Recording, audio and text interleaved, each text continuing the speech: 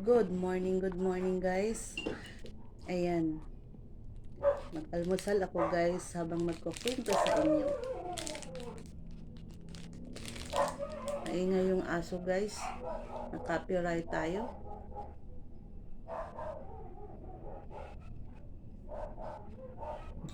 Good morning sa inyong lahat guys. Mag-story stealing tayo sa aking buhay ngayon. Kung anong kalagayan ko guys. Ayun nga guys. Dapat hindi ko ano yung naramdaman naming mag-asawa. Yung laging sama ng loob ko.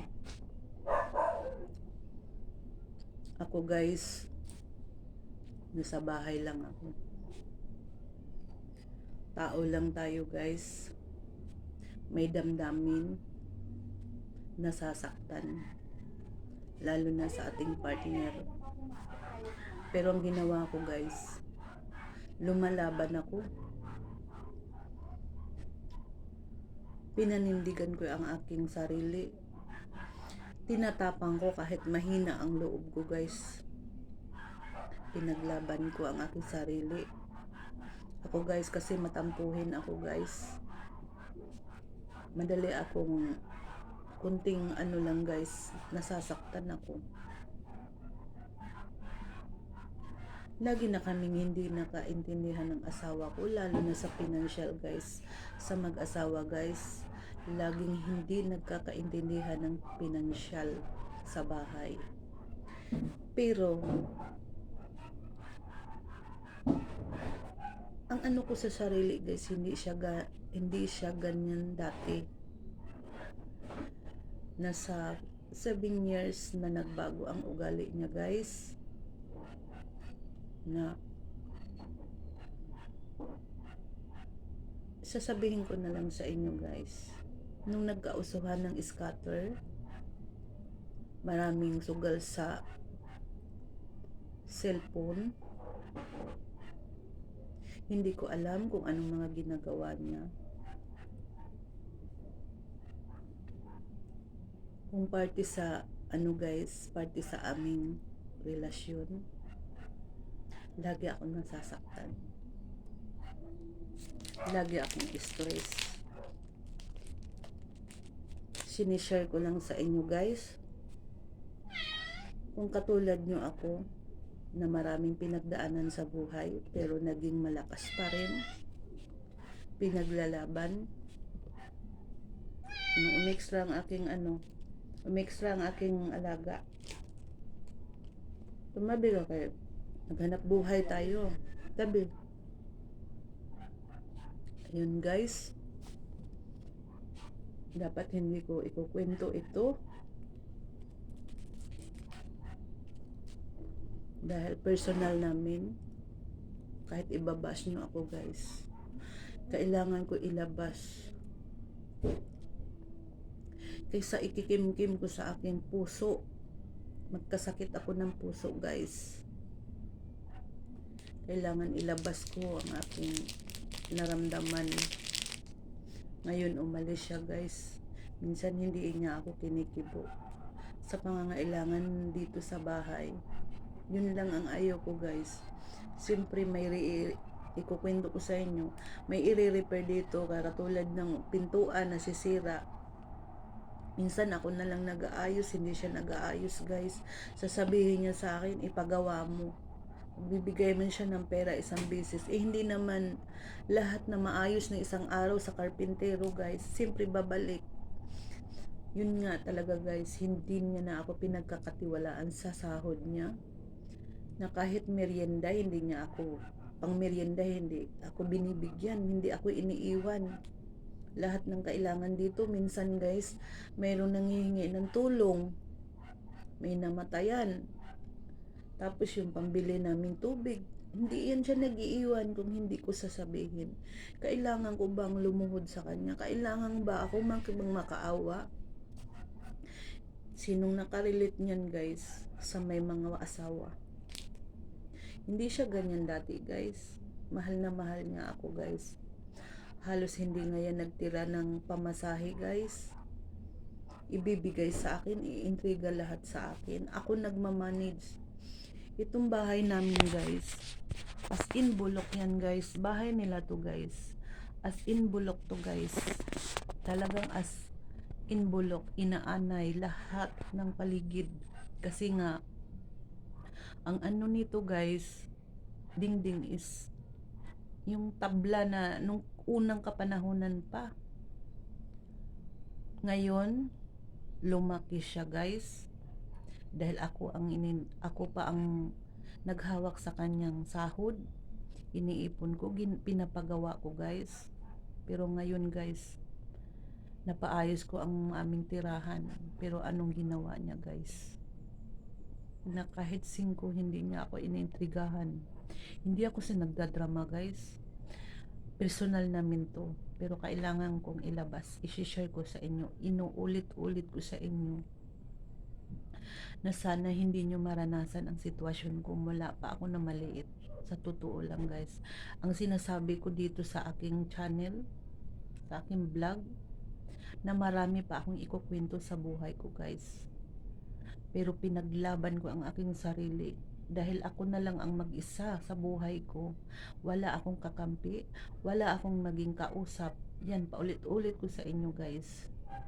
Wala, may best friend ako guys, pero ang lalayo. Ang lalayo, yung iba nasa ibang bansa. Tika lang guys, may bumibili. Ano may?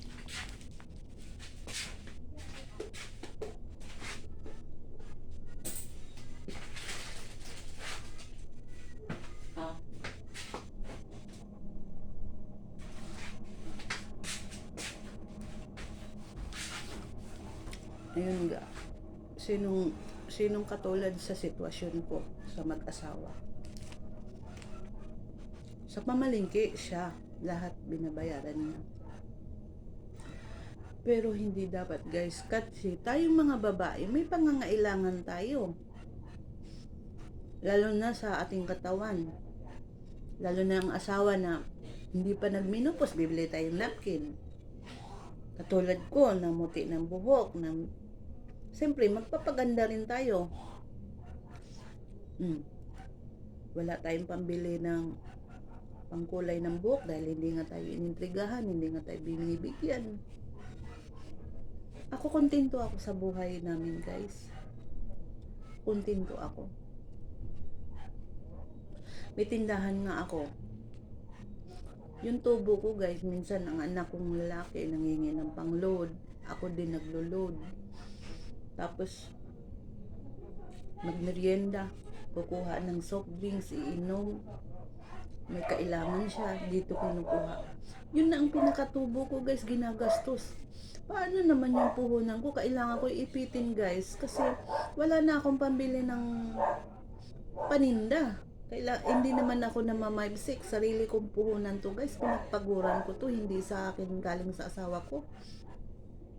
Pinagtrabahoan ko to. Kaya nagkapuhunan ako. Diba? Masaklap bilang asawa. Hindi pala ang ano ng mag-asawa guys, habang buhay na mabait. Hindi magbago ang ugali, nagbabago din pala ang ugali. Lalo na sa pinansyal.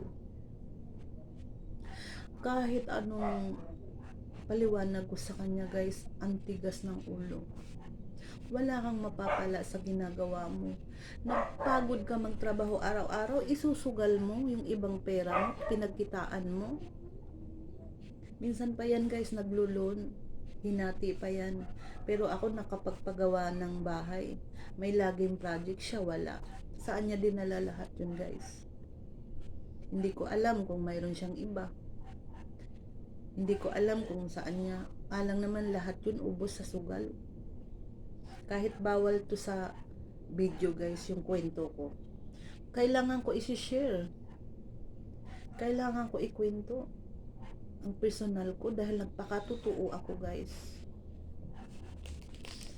Kaya masama loob ko talaga guys. Pinaubaya ko na lang sa Panginoon guys. yung aking sarili. Wala akong magagawa, guys. Kahit man lang umalis ako sa pamamahay namin, wala akong mapuntahan. Ayoko naman mandisturbo sa mga kamag-anak ko, guys. Dahil pakainin din niya. Isang linggo pakainin ka, wala na. Ipagpataboy ka na sa mga kamag-anak mo. Kaya, pinagdasal ko na lang kay Lord na tulungan ako.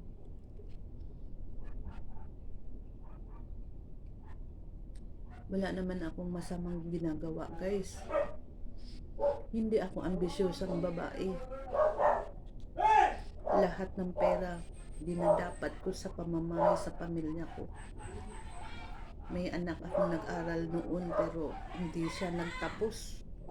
3 subject na lang talaga, guys. Mag-graduate na siya. Anong ginawa niya, guys? Nag-asawa. Kaya lahat ng sarili ko, guys, stress. Pero pinaglaban ko yung stress ko. Ayoko nang mabaliw, guys. Kaya pinasukan ko tong pagbablog. Parang may maitulong ko sa sarili ko. May nagalit sa kapitbahay ko dahil sa aso.